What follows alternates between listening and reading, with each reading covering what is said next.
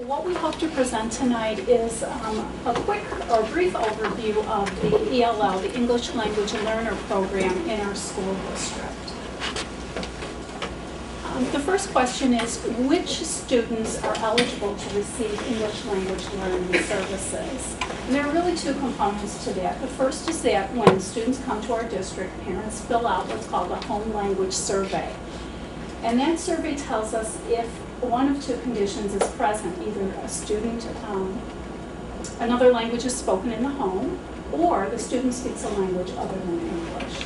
If either one of those conditions is true, the student is given a screener. It's called the WAT screener, and that's the WIDA Access Placement Test. Carol, is there a translator available, considering we have so many dialects in the district? Yes, and parents can take the home language survey home. Okay. And have someone assist them in filling it out. That's a great question, thank you.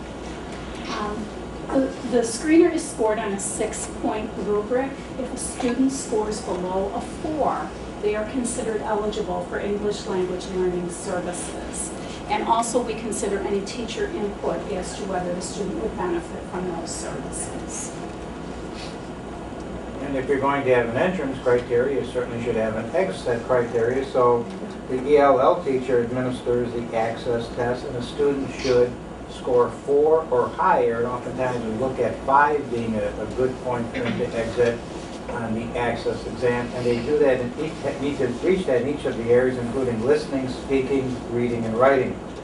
We're also concerned about the classroom performance and the teacher input, and we want to make sure that the student is making adequate progress in the classroom, that they're really understanding the material.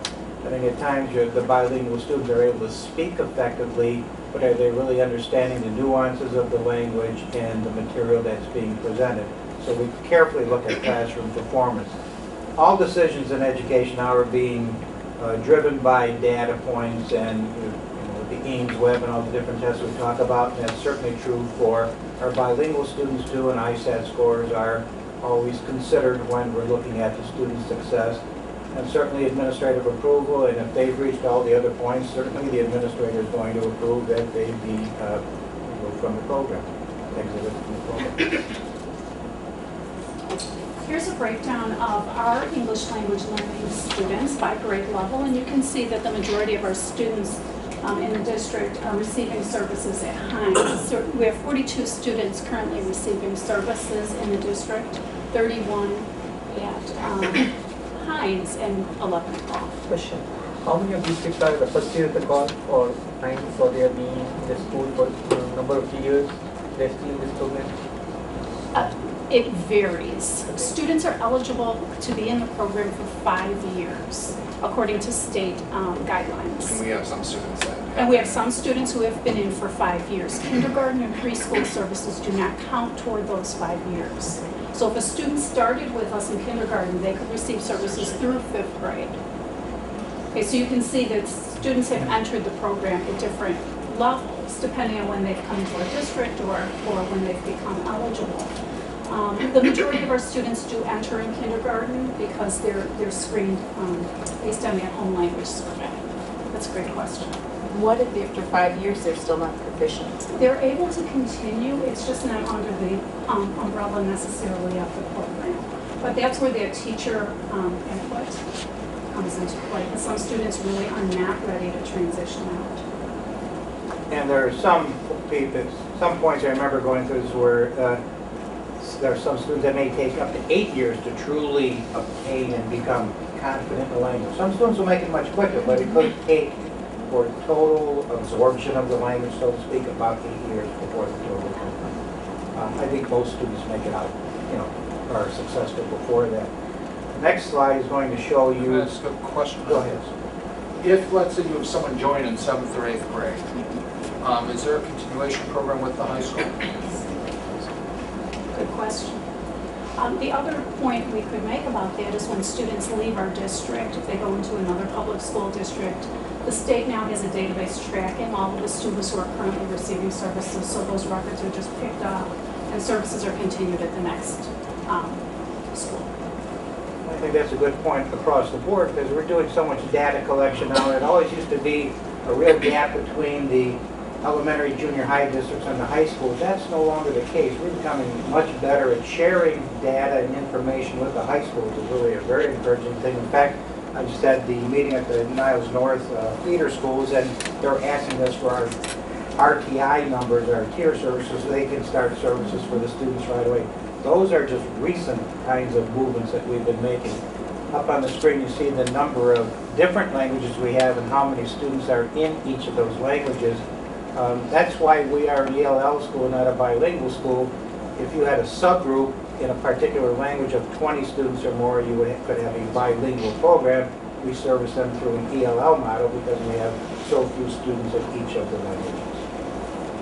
Of course, this doesn't necessarily mean the number of students who speak those languages. These are just the numbers of students being serviced in the program. There are many more children speaking many more different languages. How do we deliver our services? Basically, at Hines, we use a service delivery model that's called Pull Out.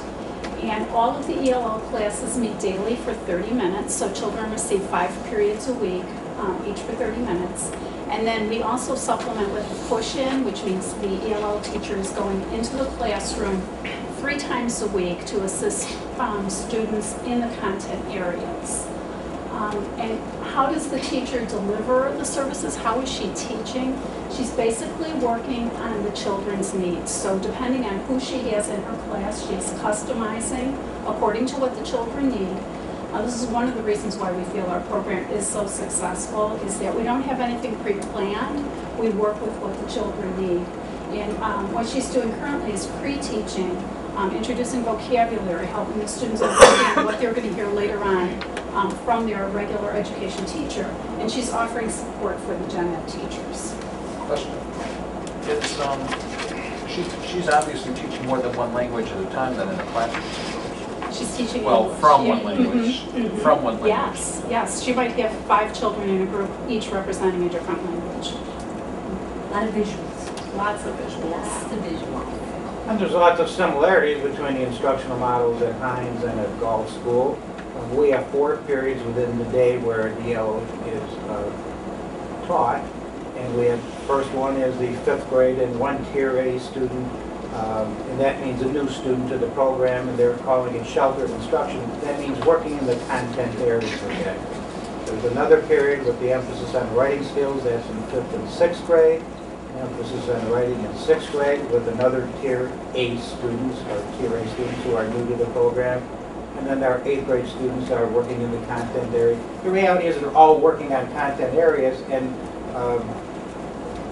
like Ms. Westley just said, it's the pre-teaching that becomes very important. I observed the lessons, for example, where they're going into a social studies class and they meet with the teacher beforehand to find out what materials they're going to cover, and then the ELL teacher will do some pre-teaching with that, building background knowledge, and so that when they go into the classroom then and getting the instruction with the rest of the class, they can be more successful.